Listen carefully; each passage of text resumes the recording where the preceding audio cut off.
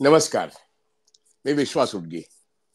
आज सुप्रीम कोर्टाने एक ऐतिहासिक निर्णय दिला आहे आणि तो अ, दिल्लीचे मुख्यमंत्री यांना इंटरिम बेल दिला आहे. आज जर बेल मिळून तिहार जेलमधून त्यांची संध्याकाळी सुटका झाली तर त्यांना पुन्हा 2 जूनला म्हणजे 1 जूनला निवडणूक पूर्ण झाल्यानंतर 2 जूनला पुन्हा तिहार जेलमध्ये सरेंडर व्हायला लागेल.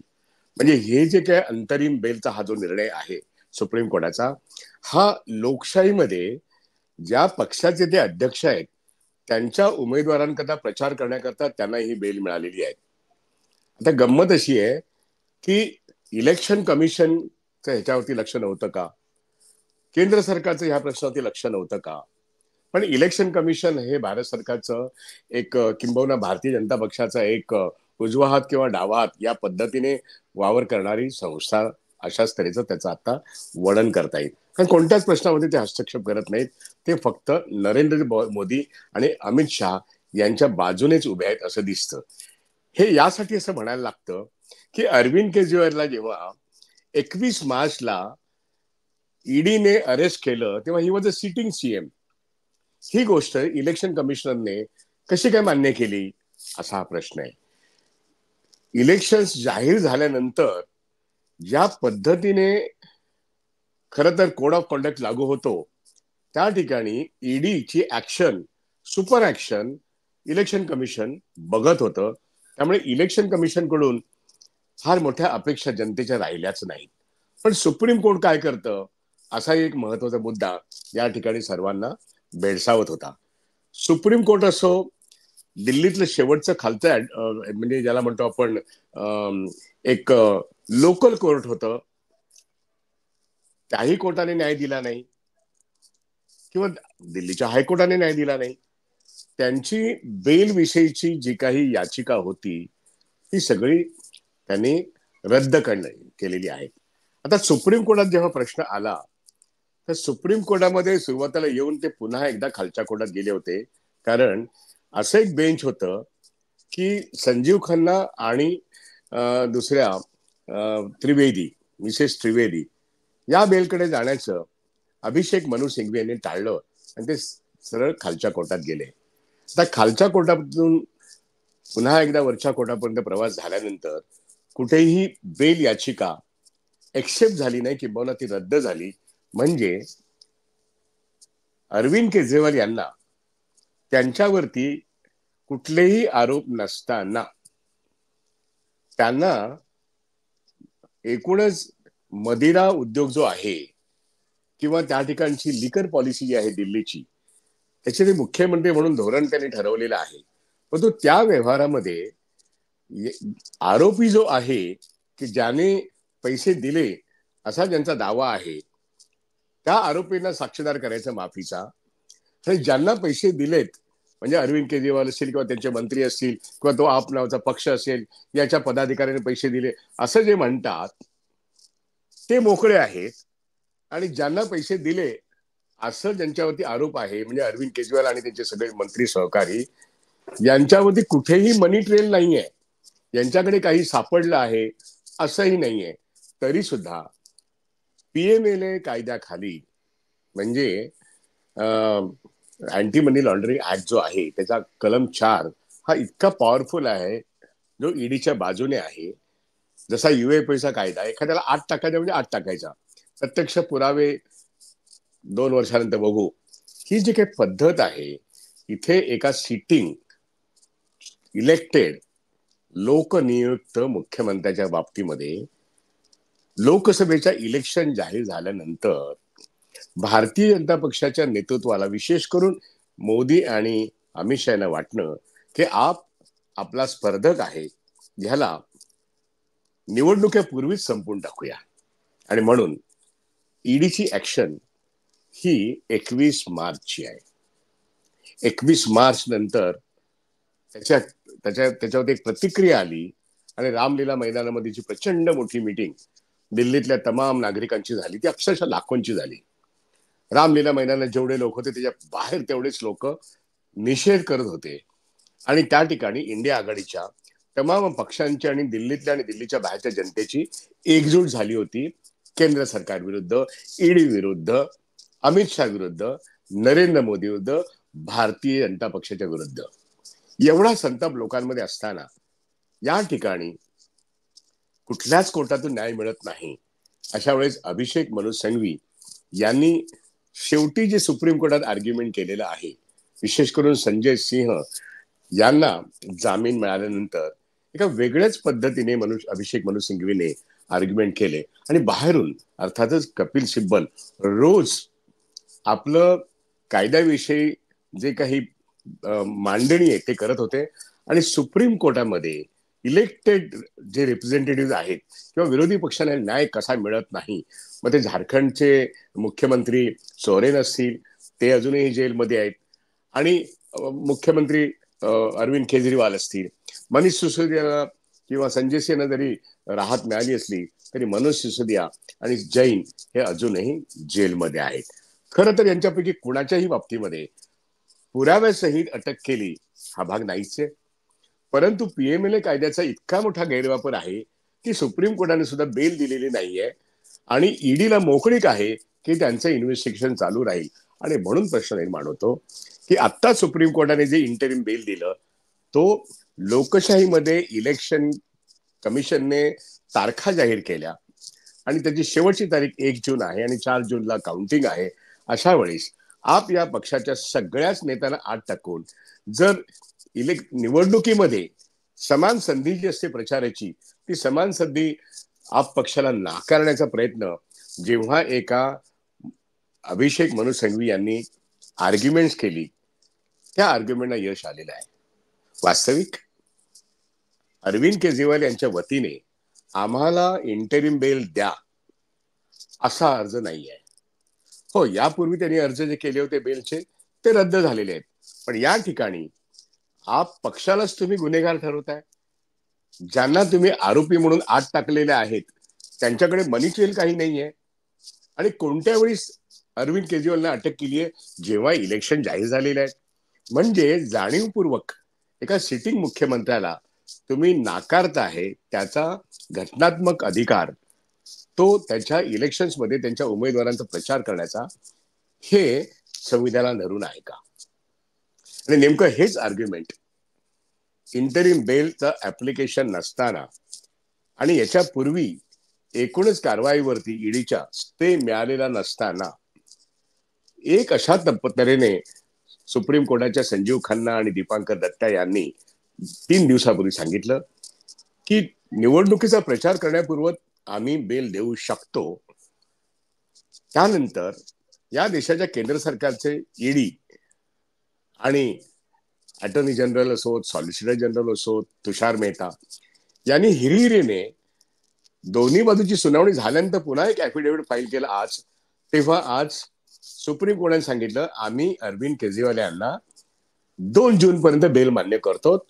काही अटी आहेत, त्या अटी एवढ्याच आहेत की ज्या अटींच्या बाबतीमध्ये सुप्रीम कोर्टात पण चर्चा झाली की जेलमध्ये बसून अरविंद केजरीवाल मुख्यमंत्री म्हणून ज्या नोट्सवरती सह्या करतात त्या सह्या करण्याचा या बेलच्या कालखंडामध्ये त्यांचा गव्हर्नन्स जो आहे तो अधिकार असणार नाही. म्हणजे ते मुख्यमंत्री जरी असले तरी गव्हर्नन्सच्या बाबतीमध्ये त्यांनी ते बेलवर असल्यामुळे त्याला सही करता येणार नाही. पण त्यांना आप किंवा त्यांच्या अलायन्सचे पार्टनर जे आहेत यांच्याकरता संपूर्ण भारतामध्ये पूर्णपणे प्रचार करण्याचा संविधानात्मक अधिकार आहे. आणि हे सुप्रीम कोर्टाने ही जी ओरल ऑर्डर दिली याच्या पूर्वी तुषार मेहता हे जे काही सातत्याने एकाच बाजूने प्रचार करतात, एकतर्फी प्रचार करतात, प्रचारच म्हणायला पाहिजे, ते जरी अटॉर्नी जनरल किंवा सॉलिसिटर जनरल असले तरी, की अरविंद केजरीवाल यांना ते जरी मुख्यमंत्री असले तरी ते आरोपी आहेत म्हणून त्यांना प्रचार करण्याचा मूलभूत अधिकार नाही असं ऍफिडेव्हिट फाईल केलं होतं मेहतानी. आणि त्यांना एक चपराक लगावलेली सुप्रीम कोर्टाने की त्याच्यावरती चर्चा करण्यापूर्वी त्यांनी सरळ ओरल ऑर्डर दिली की अरविंद केजरीवालना आम्ही इंटरिम बेल देतो. आता इथेच खरा मुद्दा आहे की इंटरिम बेलचं ऍप्लिकेशन नसताना त्यांना लोकशाही व्यवस्थेमध्ये प्रचार करण्याचा अधिकार त्या पक्षाच्या नेत्याला आहे आणि इथे केंद्र सरकार आणि भाजप संपूर्ण आप पक्ष आणि आप पक्षाच्या नेत्यांना संपूर्णपणे खेळ सुरू होण्यापूर्वी त्याचं लेवल प्लेइंग फील्ड काढून घेणं, म्हणजे पुतीनने जसे रशियामध्ये आपल्या विरोधकांना इलेक्शनमध्ये आधीच जेलमध्ये टाकले, तोच प्रकार अमित शहानी दिल्लीमध्ये आणि नरेंद्र मोदींनी दिल्लीमध्ये एका इलेक्टेड चीफ मिनिस्टरच्या बाबतीत कृती केलेली आहे. त्यामुळे विरोधकांना अशा पद्धतीने संपवणं आणि निवडणुका जिंकणं हे कोणत्या लोकशाहीत बसतं? हे प्रश्न सुप्रीम कोर्टात उभे राहिलेत आणि त्याची संपूर्ण आज त्यांना इंटरिम बेल मिळाल्यामुळे भारतभर त्याचा प्रचंड दबदबा निर्माण झालेला आहे. आणि या ठिकाणी एक निश्चित होत आहे की दिल्लीमधल्या 7 लोकसभेच्या जागा आहेत, 4 अरविंद केजरीवाल यांचा आप पक्ष लढवेल, 3 काँग्रेस पक्ष लढवेल. कन्हैया त्या ठिकाणी उमेदवार आहे काँग्रेसच्या वतीने. तिथे त्या ठिकाणी संपूर्ण पंजाबमध्ये इलेक्शन बाकी आहे, तिथल्या 2 भाजपच्या सीटा गेल्यात समजा. हरियाणामध्ये एक आपचा उमेदवार त्या ठिकाणी आहे, काँग्रेस बरोबर त्याही ठिकाणी आघाडी आहे. त्यामुळे काँग्रेस आणि आप पक्षाची जी आघाडी आहे तिथे 100% विजय मिळणं हे आजच्या इंटरिम बेल नंतर शक्य झालेलं आहे. कारण 13 तारीख, 25 तारीख आणि 1 तारीख, 20 तारखेला दिल्लीच्या आसपास कुठेही निवडणूक नाहीये. ती महाराष्ट्रामध्ये, कोकण आणि महाराष्ट्रामध्ये मुंबई आणि ठाणे परिसरात आहे. पण त्या ठिकाणी जिथे तिथे आप आणि काँग्रेस एकत्र आहेत त्या ठिकाणी 100% विजय मिळेल. एवढंच नव्हे तर संपूर्ण भारतात जिथे जिथे अरविंद केजरीवाल आणि इंडिया आघाडीचे सगळे नेते एकत्र येतील त्यांना एक प्रचंड मोठा उठाव मिळेल. कारण लोकमानसामध्ये अरविंद केजरीवाल यांना ते सिटिंग मुख्यमंत्री असताना, त्यांच्यावरती कोणताही पुरावा नसताना आणि आरोपही नसताना त्यांना त्या इलेक्ट्रोल बॉन्डमध्ये त्याचा खरा जो आरोपी आहे त्याचं नाव रेड्डी, त्याला साक्षीदार बनवायचं आणि अरविंद केजरीवाल आरोपी बनवायचं. अशा तऱ्हेने खऱ्या आरोपीला बाहेर काढायचं आणि खोटाच आरोपी निर्माण करायचा जो इलेक्टोरली भाजपला भारी पडणार आहे. अशा तऱ्हेचा भारतीय जनता पक्षाचा एक मोठा गेम हा सुप्रीम कोर्टाच्या या इंटरिम बेल मधून उद्ध्वस्त झालेला आहे. आणि त्यामुळे लोकशाहीमध्ये निवडणुका ह्या महत्वाच्या आहेत. या देशाचं संविधान महत्वाचं आहे. निवडणुकीमध्ये लेव्हल प्लेइंग फील्ड महत्वाचं आहे. सर्वांना समान संधी आणि मतदानाचा अधिकार हा महत्वाचा. आणि होय, तुषार मेहता काहीही म्हणत असले तरी अरविंद केजरीवाल यांना सर्वांकरता प्रचार करण्याचा हा अधिकार सुप्रीम कोर्टाने आजपासून ते 2 तारखेपर्यंत दिलेला आहे. हा लोकशाहीचा मोठा विजय आहे. सुप्रीम कोर्टात हल्लीच्या कालखंडामध्ये काही महत्वाचे निर्णय झालेले आहेत. हा जरी इंटरिम बेल असला तरी याचा परिणाम म्हणून निश्चितपणे हेमंत सोरेन मोकळे होऊ शकतात. होय, मनीष सिसोदिया मोकळे होऊ शकतात. होय, अनेक लोक जे आता जाणीवपूर्वक त्यांना आत डांबलेले आहेत ते मोकळे होऊ शकतात. या पद्धतीने सुप्रीम कोर्टाला काही प्रमाणामध्ये त्यांच्यावरती सुद्धा या संपूर्ण या देशामध्ये जे घडतंय त्याचा परिणाम होतोय. आणि होय, चांगला परिणाम होतोय. पण अजूनही इलेक्शन कमिशनर हा अजूनही झोपेत आहे, किंबहुना कुंभकर्णाची झोप लागलेली आहे. त्यामुळे इलेक्शन कमिशनच्या विरोधामध्ये जनमत अत्यंत संतप्त आहे.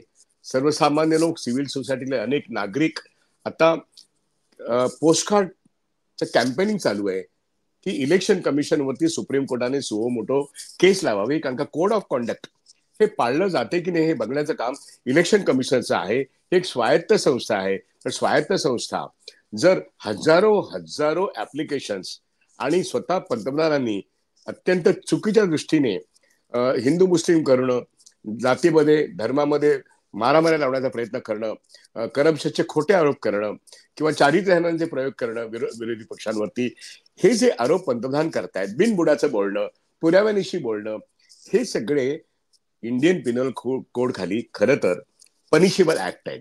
पण या देशामधलं इलेक्शन कमिशन, अर्थमंत्री म्हणजे होम मिनिस्टर अमित शाह आणि प्राईम मिनिस्टर या दोघांनाही त्यांनी जणू काही पूर्णपणे आपल्या कोड ऑफ कंडक्टवरून बाहेरच काढलेला आहे. आणि म्हणून इलेक्शन कमिशनर हा एक इलेक्शन मध्ये, क्रिकेटमध्ये जसा तो 3 अंपायर असतात आणि एक थर्ड अंपायर असतो, तो अर्थातच टेक्निकल अंपायर, या 3ही अंपायरना घेऊन जर हे नरेंद्र मोदी हा इलेक्शनचा गेम इलेक्शन कमिशनला घेऊन जर जिंकण्याचा प्रयत्न करत असतील तर 400 पार तर सोडूनच द्या, पण आता 150 किंवा 180 पर्यंत पोहोचणं सुद्धा हे कठीण आहे, हे आता भारतातले जवळजवळ सगळे जण मान्य करतात.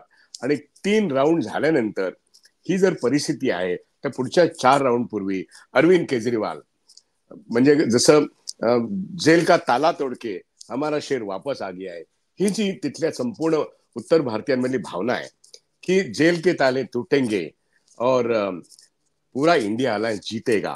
त्यामुळे जीतेगा इंडिया हा एक नारा संपूर्ण भारतामध्ये आता गाजतोय आणि तो गाजणार आहे. आणि त्यामुळे लोकांनीच ठरवलं आहे की एवढा डोळ्यात भरणारा अन्याय जो केंद्र सरकारचा भारतीय जनता पक्ष आणि त्याचे 2 हुकुमशहा नेते, एक नरेंद्र मोदी आणि अमित शहा करू पाहतात, त्यांना इलेक्शन कमिशन जर अटकाव करत नसेल तर सुप्रीम कोर्टाने एक सुओ मोटो त्याच्यावरती ऍक्शन घेणं अपेक्षित आहे. आणि ते ऍक्शन नाही झालं तर जनतेतल्या अनेक लोकांनी आता PIL ची तयारी केलेली आहे. पण आज मात्र अरविंद केजरीवालची जी इंटरिम बेल मिळालाय त्याच्यामध्ये वैशिष्ट्य हे आहे, इंटरिम बेलचं ऍप्लिकेशन अभिषेक मनु सिंघवींचा नसताना त्यांनी गेले काही 4-5 दिवस सातत्याने सुप्रीम कोर्टामध्ये इक्वल प्लेइंग फील्ड इलेक्शन मध्ये असलं पाहिजे आणि त्यांना इलेक्शन मध्ये कॅनव्हासिंग करण्याचा जो अधिकार आहे तो हिरावून घेतला जातोय, याच्याकडे लक्ष वेधल्यानंतर सुप्रीम कोर्टाने सांगितलं इलेक्शनच्या काळापुरतं तरी का होईना पण यांना बाहेर काढणं म्हणजे बेल देणं हे शक्य आहे. आणि होय, आज त्यांनी ते शक्य करून दाखवलं. याबद्दल सुप्रीम कोर्टाचं निश्चित कौतुक होईल. पण तो त्या ठिकाणी किती अडथळे पार करून आपल्या पक्षाला आता लोकांमध्ये जावं लागतंय. अर्थात कोणतंही यश मिळायचं असेल तर अडचणींना सामना करावाच लागतो. पण या ठिकाणी भारतीय जनता पक्षाने निर्माण केले अडथळे, करप्शनचे खोटे आरोप आणि अर्थातच त्यांच्या अनेक घाणेरडे प्रकार या नरेंद्र मोदींनी अर्थमंत्री म्हणून त्यांना न शोभणारं काम आतापर्यंत केलंय. पण अरविंद केजरीवाल यांची मुक्तता म्हणजे केवळ आपचा विजय नसून संपूर्ण इंडिया अलायन्स आणि सगळ्या जनतेला एकवटणारा हा विजय आहे. आणि म्हणून इथेच मोदींचं आणि शहाचं पूर्णपणे पानिपत होणं हे अपेक्षित नव्हे, हे निश्चित आहे. आणि म्हणून 4 जूनला 2 जूनला जरी अरविंद केजरीवाल तिहार जेलमध्ये जाऊन सरेंडर झाले तरी बदलणारा कालखंड जो आहे की 4 जूनला जो निकाल लागेल त्या निकालाच्या कॉन्टेक्स्टमध्ये अरविंद केजरीवाल पुन्हा सुटतील. कारण इंडिया अलायन्सचं एक आघाडीचं सरकार मोदींचा पराभव करून त्या ठिकाणी आलेलं असेल आणि कदाचित मोदींना तिहार जेल बघावं लागेल अशा तऱ्हेची परिस्थिती निर्माण होण्याची शक्यता आहे. थांबतो इथेच. धन्यवाद. सुप्रीम कोर्टाचा हा निर्णय भारतातल्या लोकशाहीला एक दिलासा देणारा आहे, हे निश्चित.